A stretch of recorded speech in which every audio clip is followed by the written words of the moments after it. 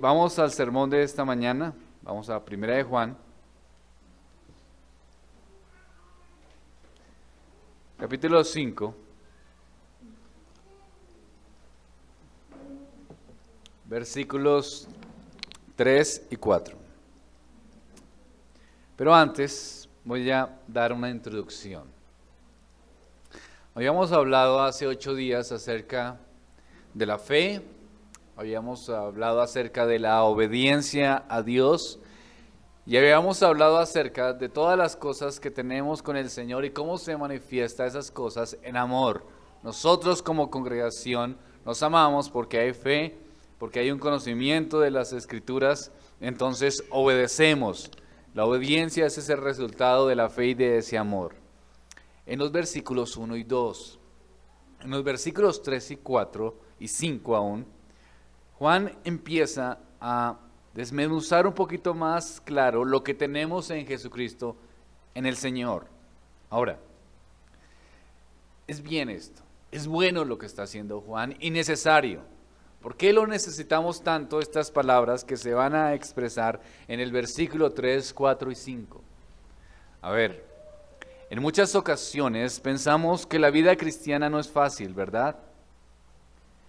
De hecho, a veces nos preguntamos, ¿será que es posible que podamos hacer la voluntad perfecta de Dios?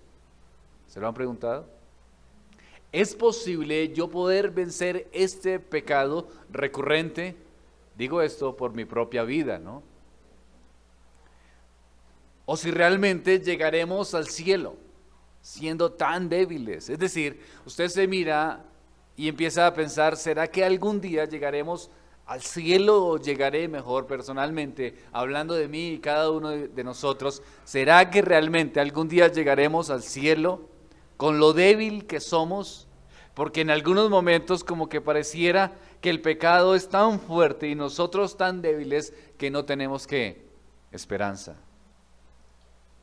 Vienen muchas preguntas. Otra de ellas es el mundo cada día gana más terreno. Si usted está trabajando, ¿cuáles son las conversaciones cotidianas en su trabajo? Los compañeros, ¿qué hablan? ¿Qué comentan? Los vecinos, los amigos, ¿hablan de Dios? ¿Hablan de su gracia? ¿Hablan de su salvación? ¿Ese es un tema importante? No, por lo general están hablando de cosas inoficiosas que no tienen mayor sentido ni mayor trascendencia y uno puede pensar, el mundo está ganando terreno y cada día nosotros somos más que débiles. Pareciera que las cosas fuesen así, ¿no? Los jóvenes como se están levantando, no creer en Dios, no creer en Cristo, no creer en la verdad, pareciera que las cosas son como complicadas, ¿no? Porque, o por lo menos cuando yo estudié salían los jóvenes y no era que fueran mejores, pero creían en Dios, ¿no? Hoy en día hay muchos que están pensando o se creen muy inteligentes si no creen en Dios. Como que eso es una señal de ser muy inteligente, no creer en Dios, ¿no? Entonces, eso pareciera que el mundo gana terreno, pareciera que hay victoria en el mundo, pareciera que obedecer cada día es más difícil y lo peor aún, que ¿será que algún día encontraré deleite en Dios para mi obediencia? Todas esas preguntas nos hacemos constantemente. La dificultad que se tiene como cristiano, las preguntas de nuestro corazón en relación a nuestra fe, si realmente seremos diferentes, porque muchos años llevamos con ciertos pecados, ciertas actitudes, cosas que nos están condenando y que no nos hacen bien. Pareciera que no hay avance en algunos, algún matrimonio que esté en conflictos, que la relación matrimonial sea una relación equivocada, con conflictos constantes, con peleas, con contiendas, y lo intentan, y otra vez lo intentan, y sigue la misma situación y las cosas no cambian. ¿Hay esperanza? Bueno, Juan dice, Primera de Juan, capítulo 5, versículo 3, pues este es el amor de Dios, que guardemos sus mandamientos, y sus mandamientos no son gravosos. Porque todo el que es nacido de Dios vence al mundo. Y esta es la victoria que ha vencido al mundo, nuestra fe. ¿Quién es el que vence al mundo sino el que cree que Jesús es el Hijo de Dios? Vamos a pensar entonces, a desglosar cada parte del texto. Iniciemos con el versículo 3, que habla acerca del amor de Dios. Juan es el escritor del Nuevo Testamento que nos da buena cantidad de definiciones concisas. Por ejemplo, en su Evangelio define lo que es la vida eterna. En Juan capítulo 17, versículo 3 dice, y esta es la vida eterna, que te conozcan a ti, el único Dios verdadero, y a Jesucristo a quien has enviado. Entonces, en su epístola, en Primera de Juan, empieza a repetir constantemente verdades espirituales. Por ejemplo, en Primera de Juan capítulo 2, versículos del 5 al 6, voy a leerlos rápidamente porque son textos que ya hemos estudiado. Dice, pero el que guarda su palabra, en este verdaderamente el amor de Dios se ha perfeccionado. Por esto, sabemos que estamos en Él. El que dice que permanece en Él debe andar como Él anduvo. Es decir, Juan tiene claro los conceptos doctrinales. Aquí está declarando que el amor por Dios, el amor que se manifiesta a Dios, es un amor que tiene una característica particular. Lo define, lo aclara. Como define la vida eterna, como define el guardar sus mandamientos, también define lo que significa un amor real hacia Dios. Ahora, ¿cómo se manifiesta o cómo se declara el amor por Dios? ¿Qué significa esto? ¿Cómo se hace? ¿Cómo manifiesto? ¿Qué dicen las Escrituras? ¿O qué dice Juan? Obedeciendo sus mandamientos. Esa es la forma. ¿Por qué Juan lo aclara de esta manera? Muy fácil. El amor por Dios no consiste en palabras, aunque las palabras sean importantes y bien intencionadas, pero las palabras no son el determinante que manifiesta el amor que tenemos hacia Dios. Una persona puede levantarse, cantar muchas canciones, puede expresar a Dios muchos sentimientos, puede decirle lo grandioso que es, lo poderoso que es, puede decirle la bendición de que es la existencia de Dios, pero si no obedece, no está demostrando que amor. Entonces, el amor de Dios es manifestado si obedecemos al Señor. Si obedecemos sus mandamientos, es lo que dice. Pues este es el amor a Dios. ¿Cuál es? Ahí dice el texto, que guardemos ¿qué? Sus mandamientos, queridos hermanos. Esto es amor. Ahora, no es extraño escuchar personas que manifiestan que aman a Dios y que dicen, yo soy creyente, soy cristiano, yo amo al Señor, pero no se congregan. ¿No les parece importante congregarse en una iglesia cristiana o en una iglesia evangélica? Pero uno les dice, ¿por qué no te congregas? No, es que la gente, es que dan en mil excusas, pero dicen siempre, pero yo realmente amo a Dios, creo en Dios. Muchas personas manifiestan creer en Dios y no se esfuerzan en su vida espiritual ni sus manifestaciones cristianas. Es decir, hay un concepto religioso en sus mentes que los motivan a reconocer que Dios es bueno, que creer en Dios es correcto. De hecho, hay un sentido de agradecimiento porque reconocen que muchas de las cosas que tienen es a favor de Dios, lo reconocen. Pero, ¿qué pasa?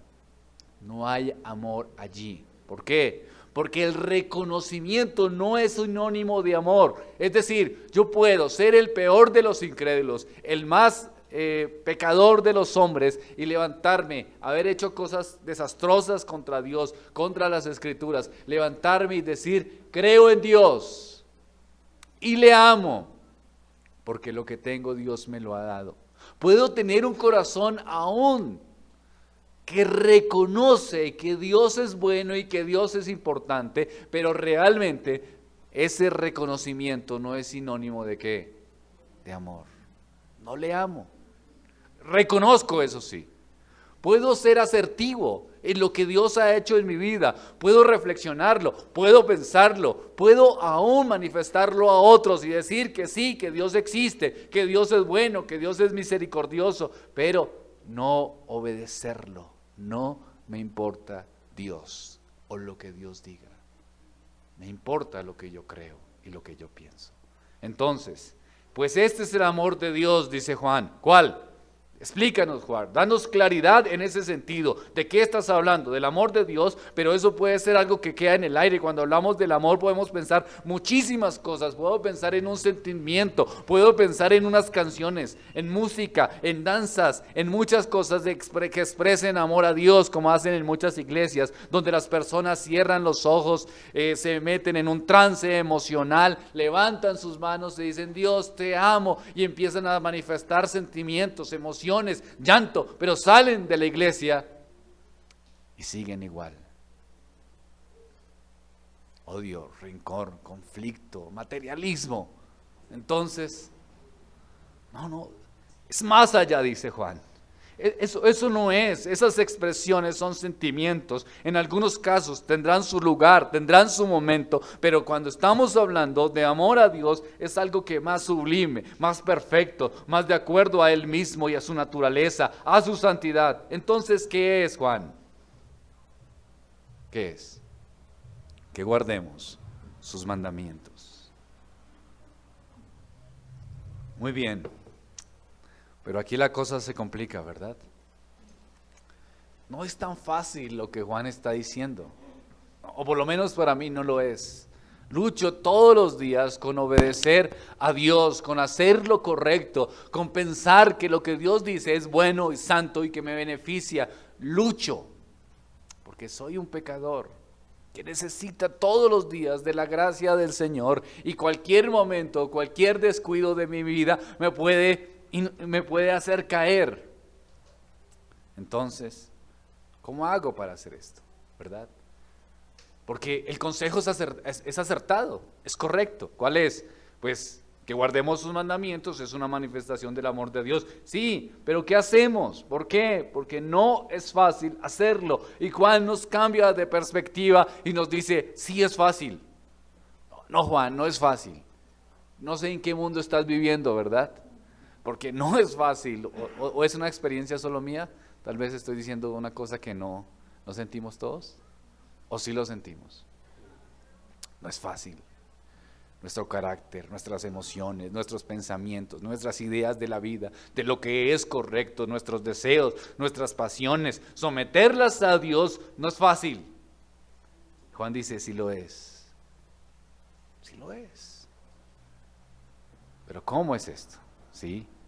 Dice, miren, si guardan sus mandamientos y si el amor de Dios está en ustedes, hay una característica que es especial, que no la tienen los otros. ¿Cuál es? Que sus mandamientos no son, ¿qué? Gravosos. No, Juan, yo no puedo creer esto. Yo no puedo pensar que no es gravoso, porque para mí es duro. Tendría que Juan argumentarme de una manera más profunda. Necesito escuchar otra voz y más autoridad, según mi convicción, para poder entender esto, porque yo entiendo que es muy gravoso. Es decir, enfrentarme a obedecer a Dios es duro. ¿Sí? ¿Hay más autoridad en esto? Mateo capítulo 11. Versículo 30.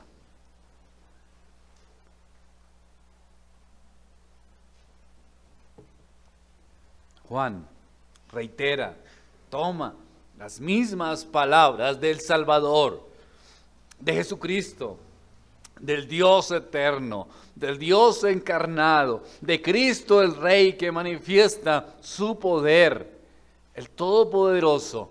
El que llama, el que transforma, el que obra en los corazones, dice lo siguiente: el juez justo que reinará eternamente, donde su reinado será completo, será eterno. El Dios eterno, hecho hombre, dice, porque mi yugo es como fácil, ligero y liviana, suave que mi carga. Es Dios hablando, es Cristo hablando y está diciendo, sí es posible obedecer, porque hay un deleite en el que es salvado, que encuentra placer en esto, porque por el contrario de lo que tú estás pensando, no es tan difícil, no es tan fuerte. Bueno, entonces, ¿por qué las Escrituras manifiestan tanta demanda en relación a una vida santa? Claro que la hay y es correcta. ¿Cuál es el problema entonces? El problema es cuando entra el fariseísmo, cuando entran los escribas y empezaban a hacer demandas innecesarias del pueblo judío del primer siglo. Es decir, añadían cosas al decálogo, cientos de reglas, cientos de pensamientos, de ideas humanas que eran gravosos para el pueblo, pero que no eran correctas, ni bíblicas, ni espirituales. Lo que me estás diciendo entonces es que la ley de Dios es santa, es buena. ¿Qué es lo que es gravoso entonces? Cuando meten los hombres ideas y pensamientos y quieren hacer las cosas tan perfectas y aún más santas que Dios, ahí es donde empieza a volverse gravoso el asunto. No lo de Dios, sino lo de los hombres. El Señor Jesucristo lo dijo. Mateo capítulo 23, versículo 4.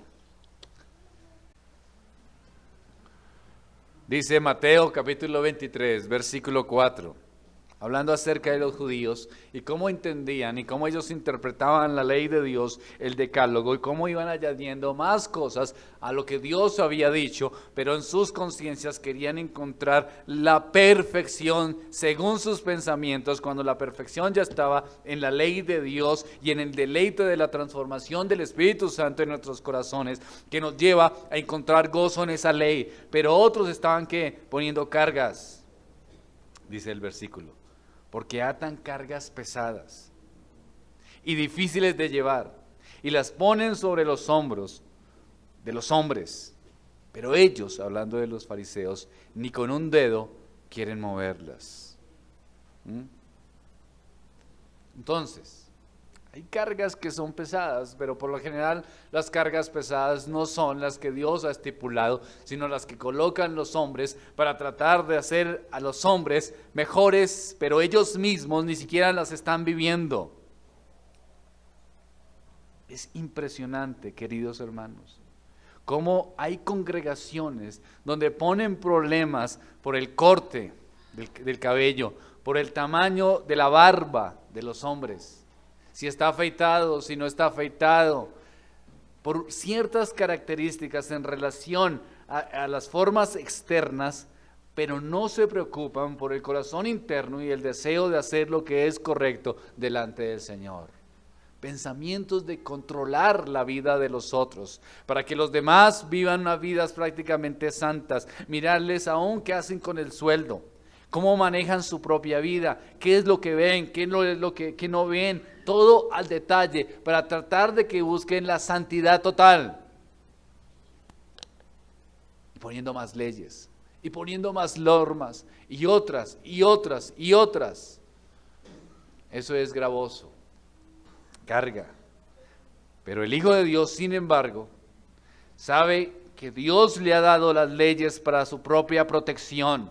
El Hijo de Dios reconoce a Jesús, reconoce los mandamientos y sabe que sus mandamientos son buenos y que nuestra libertad es perfecta si está basada en el Señor. El Hijo de Dios, queridos hermanos, los mandamientos no son un estorbo para su estilo de vida, sino que es un gozo y un deleite. Para el que no es cristiano, ¿cómo ve los mandamientos? Gravosos, de irritación, de incomodidad. Otra vez está hablando este hombre del buen trato que toca dar en la casa. ¿Para qué? ¿Por qué tiene que predicar de esas cosas? ¿Por qué tiene que hablar acerca de obedecer al Señor? ¿Por qué tiene que hablar acerca del respeto, de la conciencia, de las buenas cosas que a Dios le agradan? ¿Por qué tiene que ser una constancia en las predicaciones? ¿Por qué se tiene que hablar tanto del pecado? No es mi gozo, piensa el inconverso. No es mi deleite. me arruina, me cansa. El Hijo de Dios, ¿cómo lo manifiesta? Es duro, Señor. Tengo que crecer. Me cuestan muchas cosas, ¿pero qué? Pero entiendo que es para qué. ¿Para amargarme la vida? ¿Para destruirme? ¿Para no dejarme tener libertad? Porque lo que yo más deseo es ser libre. No, es que para mi bien. Reconozco que es para mi bien. Lucho contra este pecado, lucho contra esta circunstancia, pero reconozco que es para mi bien. Y como reconoces que es para tu bien, entonces ¿qué piensas? Que es un deleite que me protege. Mientras que estoy dentro de esa área de protección que es la ley de Dios, estoy seguro que estoy en lo correcto y que Dios protege mi corazón y mi alma. El problema es cuando salgo de ella. La ley no es gravosa, sino que es un deleite. ¿Por qué es un deleite? Porque reconocemos que es una protección. ¿Para qué? Para el creyente, para su alma. Será guardado el creyente por la ley de Dios y por eso el creyente se anima, se goza y se deleita en ella, aunque luche por hacerlo. Una concepción totalmente diferente. El inconverso no hay gozo, no hay deleite, solo es amargura y puede estarse escuchando el sermón y pensando qué pereza escuchar sobre la ley y las costumbres de Dios. No me agrada, no encuentro gozo en ello, no encuentro deleite porque lo que yo quiero es disfrutar. Necesito es una oportunidad de libertad para hacer lo que yo quiera hacer. Me es oprimido, me es incómodo cuando me ponen parámetros, cuando me ponen reglas. Yo solo quiero libertad. ¿Para qué? Para pecar. Y en algún momento tal vez la tendrás y lo harás y sufrirás. Pero el creyente, el Hijo de Dios, piensa, es duro, pero es que es gozo. ¿Por qué? Porque es para qué. Para vivir bien. El cristiano, queridos hermanos, puede desear cualquier cosa y hacer cualquier cosa y gozarse en cualquier cosa que esté dentro de los confines de los mandamientos de Dios. Vamos a Deuteronomio capítulo 30, versículos del 11 al 14.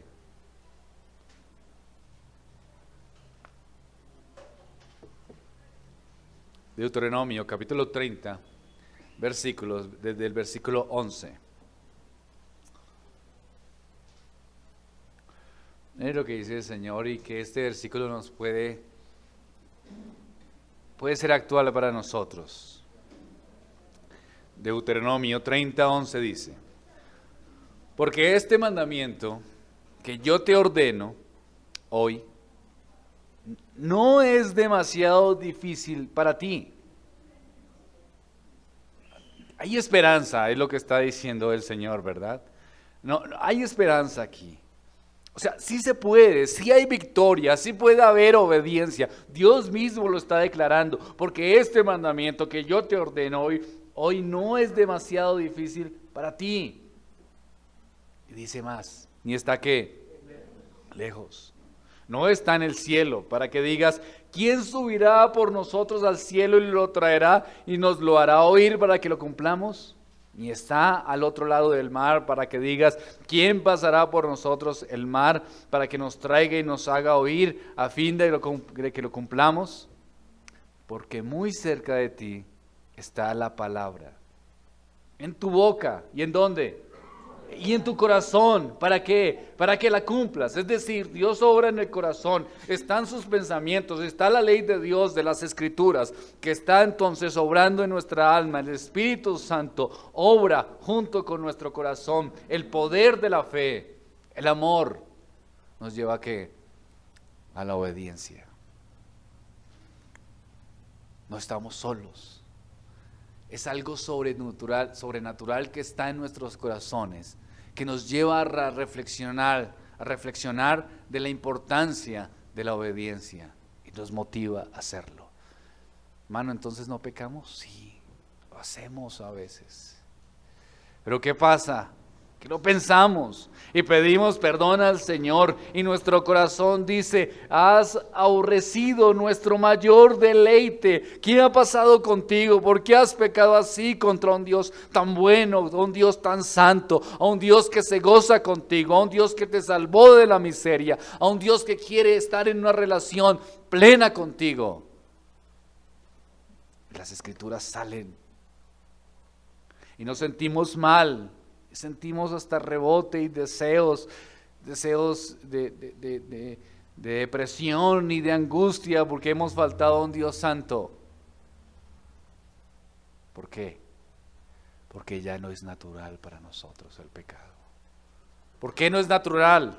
Porque está en ti el obedecer. Porque la palabra está en tu boca y en tu corazón para que la cumplas. Ya ese deseo y ese pecado que has cometido no es natural, no es parte de ti, no es parte de tu ser, porque tu corazón ha sido un corazón que ha sido cambiado por la gracia del Señor. Y aunque peques, ya no es parte de tu naturaleza, porque tu naturaleza es divina.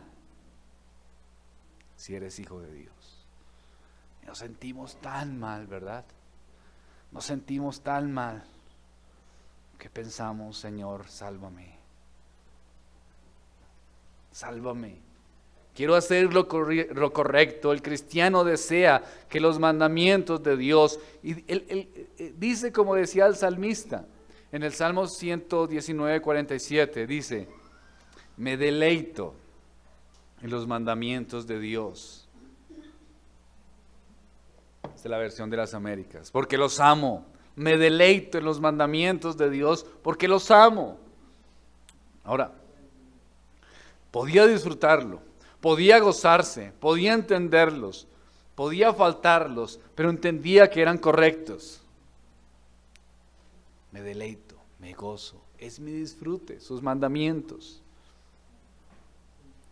Entonces, si bien la enseñanza de Juan abarca todos los preceptos de Dios, el contexto del versículo 3 se refiere a los mandamientos de creer en Jesús como Hijo de Dios y amar a los hijos de Dios. Por eso, el versículo 1 dice, todo aquel que cree que Jesús es el Cristo es nacido de Dios, y todo aquel que ama, al que engendró, ama también al que ha sido engendrado por Dios. Ahora pasamos al versículo 4, primera de Juan, capítulo 5. Versículo 4. Porque todo lo que es nacido de Dios vence al mundo. Y esta es la victoria que ha vencido al mundo, nuestra fe. Todo aquel, ¿quién? ¿Todo es todos? No. Todo aquel, pero hay un condicional. ¿Cuál es? Todo aquel que ha nacido de Dios. Todo el que ha nacido de Dios. Juan no quiere poner una énfasis en una persona individual, sino en la general, en todos los que han nacido de Dios. Entonces, ¿qué pasa con ellos? Porque todos los que han nacido de Dios, ¿qué pasa con ellos? Vence al mundo. Aquí la victoria de la fe. Aquí es presentada en el versículo 4 de dos formas. Una, en tiempo presente, y también es una fe que ya se venció, es decir, pasado. Es decir, el texto está reconociendo una cosa y afirmando otra. ¿Qué es lo que reconoce el texto? El versículo 4. Porque todo lo que es nacido de Dios vence al mundo. ¿Sí? Y esta es la victoria que ha, ¿qué? Tiempo pasado. Entonces, aquí está hablando de la victoria. De una victoria presente y de una victoria pasada. Esta victoria presente y pasada podemos inferir un reconocimiento. Cuando hay victoria, ¿por qué hay victoria? Porque hay ¿qué? Lucha.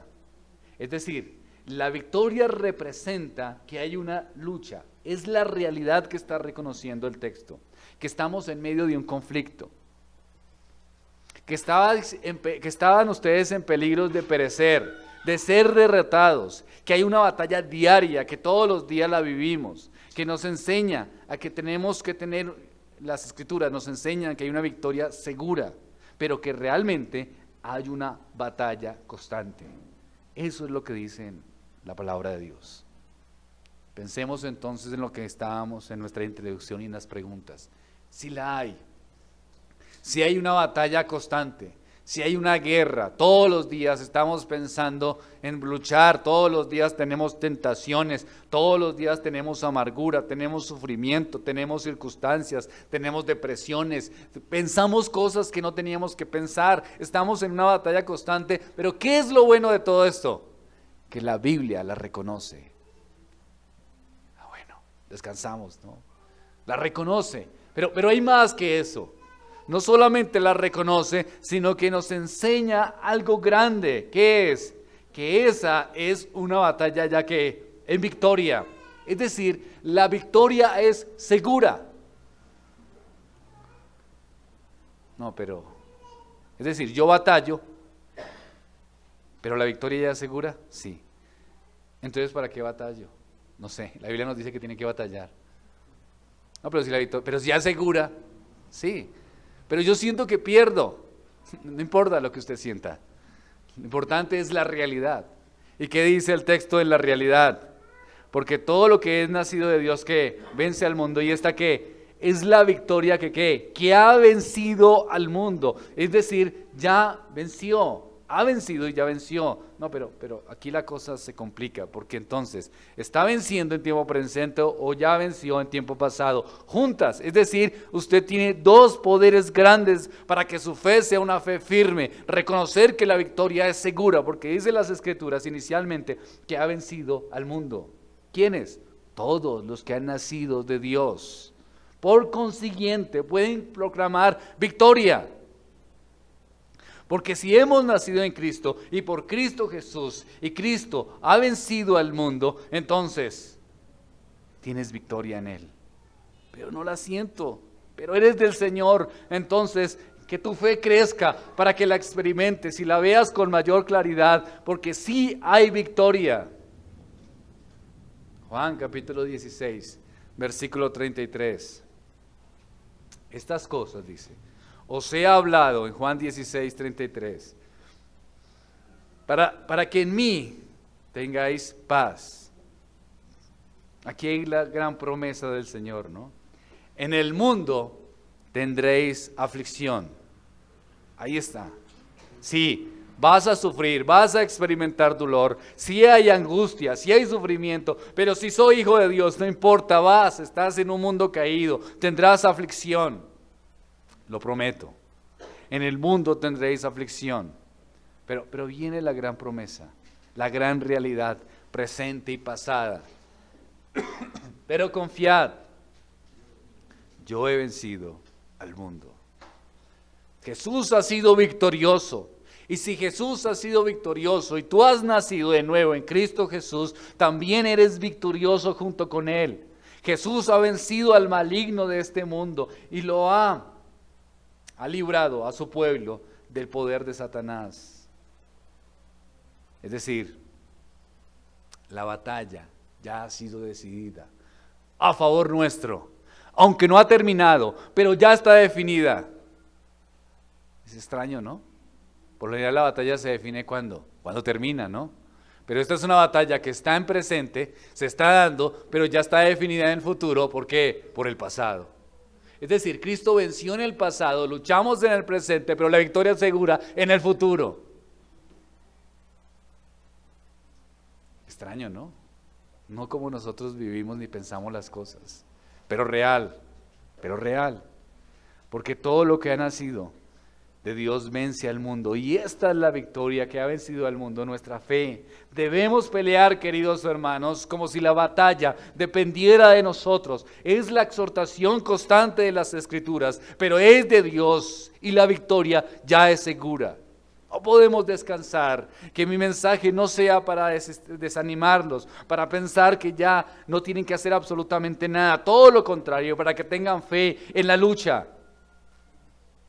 Luchen, esfuerzo. Hay momentos de desesperanza, hay momentos de crisis, de desaliento, como que no soportamos más el dolor del mundo, de todo el mal que se comete y de nuestro pecado, pero continúa, porque si eres hijo de Dios, la victoria es segura.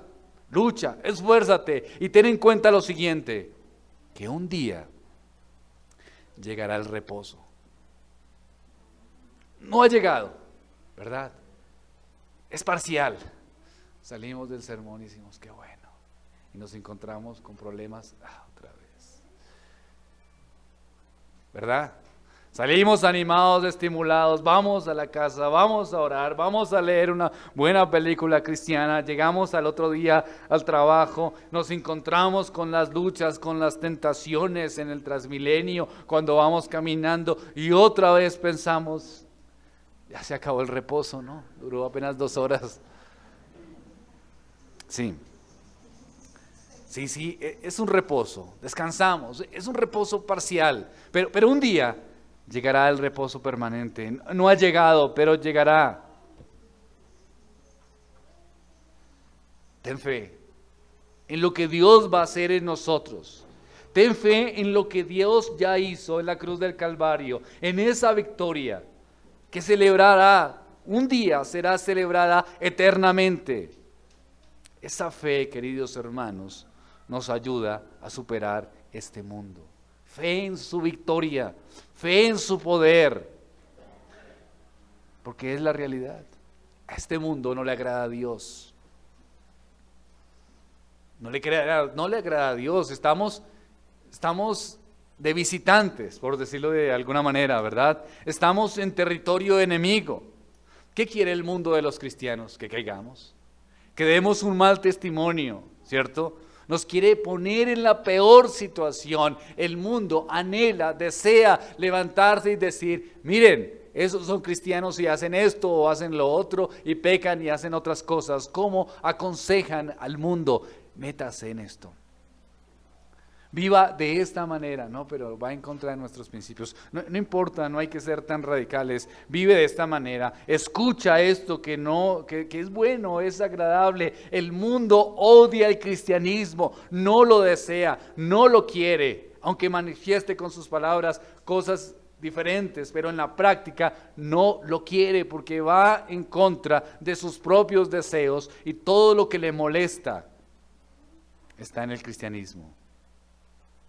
Miren, hablar sobre el homosexualismo ya es un problema, sobre el aborto es un problema, sobre vivir y esforzarse en lo que es correcto, un matrimonio, sobre el perdón.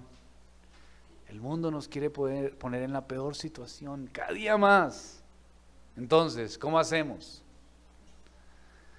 Pues entonces necesitamos ¿qué?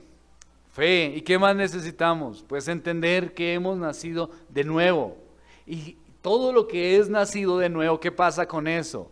Pues que vence al mundo. Pero este mundo tan difícil y que quiere destruirnos, sí, el mundo, Satanás, nuestra carne, quieren destruirnos. Pero el que ha nacido de nuevo tiene una esperanza. ¿En quién? En Cristo. ¿Por qué? Porque tenemos fe en el Señor y el Señor venció. Este es un triunfo prometido a todos los hijos de Dios. El que es del Señor nunca perecerá. El que ha nacido de Dios, todo el que ha nacido de Dios vencerá al mundo. Se caerá en el barco, luchará, se enfermará, pero les aseguro, queridos hermanos, que el que ha nacido de Dios llegará a puerto seguro. Todo el que es nacido de Dios, el que ha nacido por medio de la regeneración, entrará en victoria, porque esos son los efectos de la cruz. Es un hecho consumado. Consumado es, dijo el Señor Jesucristo, siendo la cruz realmente el transformador. Nuestro triunfo es seguro porque está ligado al triunfo ¿de quién? De Cristo en la cruz del Calvario.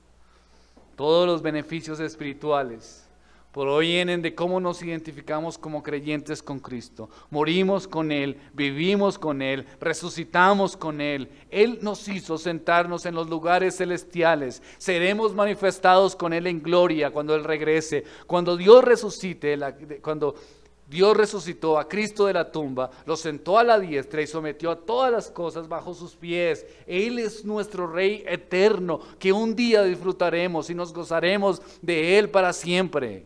Es la victoria Todo creyente, el que está en Cristo, estará posicionado un día en su gloria a la diestra del Padre, por encima de todos sus enemigos. Disfrutará de su gloria y su pecado finalmente será derrotado.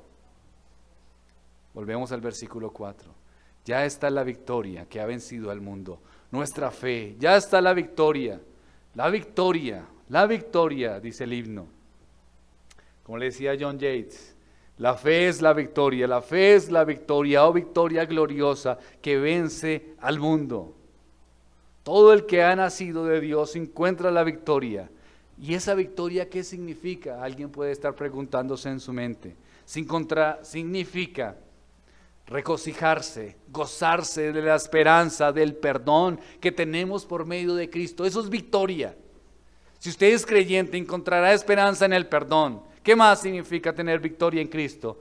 Que usted será fiel a pesar de los ataques de Satanás, que usted resistirá, luchará, que intentará huir, que usted quedará los valores, lo que Dios dice, lo que es correcto, que usted se encontrará gozo en las aflicciones, que usted a pesar de sus caídas se levantará confiando en la eternidad y en el gozo del Señor. ¿Quién es el que vence? El Hijo de Dios es el que vence.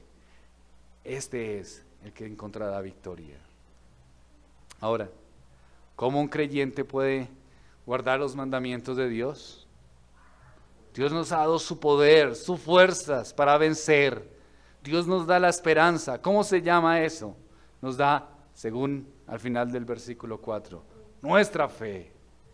Nuestra fe. ¿Cuál es el poder? ¿Cuál es el poder que Dios nos ha dado para que podamos enfrentar el mundo? Nuestra fe, que nuestra fe no es nuestra, sino de Él, pero la ha puesto en nuestros corazones para que de alguna manera mística podamos creer en lo que Él hizo, aunque Él mismo nos lo da.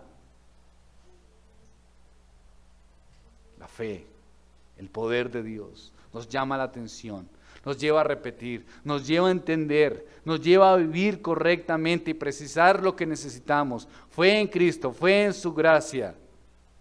Queridos hermanos, este cuerpo un día será glorificado y tendremos victoria total contra Satanás y contra este mundo. Serán derrotados, nuestra carne será derrotado, el diablo será condenado, el mundo será destruido como tú lo conoces. Las fiestas que se hacen en este mundo, toda esta celebración, todo ese paganismo, todos esos deleites, todas estas pasiones que el mundo goza, que el mundo deleita, que el mundo quiere hacer parecer como normales, que el mundo quiere que nosotros disfrutemos, todo eso dejará de ser. ¿Para qué? Para dar paso a la plenitud del reino de Cristo, para la plenitud del reino de gloria, y lo que nosotros que nos sentíamos vencidos, estaremos en gloria eterna como triunfantes. ¿Saben qué, queridos hermanos? Ya no necesitaremos fe. Ya no necesitaremos fe. ¿Por qué? Porque ya estamos viendo. Ya estamos viendo la realidad. Claramente, ahorita necesitamos, ¿no? En un mundo caído, miserable, necesitamos fe en tu pasado, Cristo, en tu obra en la cruz, necesitamos fe en lo que tú estás haciendo diariamente, en la victoria eterna, que el triunfo es seguro. No lo entiendo porque el mundo es difícil y parecieran que todo el mundo está tan feliz gozándose en su pecado y yo aquí triste tratando de someter mis pasiones. Pero un día, cuando venga el Señor, todo ese gozo del mundo será condenado, destruido. Y los que éramos fracasados, entraremos ¿en qué? En victoria y gozo total. Y ya lo vemos con claridad. Y nos deleitamos y nos gozaremos de Él para siempre. Oremos al Señor. Padre, gracias porque nos permite, Señor, entender estos principios de las Escrituras. Perdónanos, oh Dios, porque somos tan débiles y nuestra fe es tan débil, Señor, que a veces nos complicamos encontrando esperanza o gozo, Señor, si no vivimos como en concepciones de pecado. Ayúdanos si hemos fracasado, Señor, a levantarnos en tu victoria. Si hay tentación, ayúdanos a permanecer en tu victoria. Si hay desconsuelo, Señor, ayúdanos, oh Dios, entonces a permanecer en tu victoria consumada, tanto pasada como presente como futura. Ayúdanos a tener fe, Señor, y gozar de ti, Señor. Te lo pido, Dios, en el nombre de Cristo. Amén.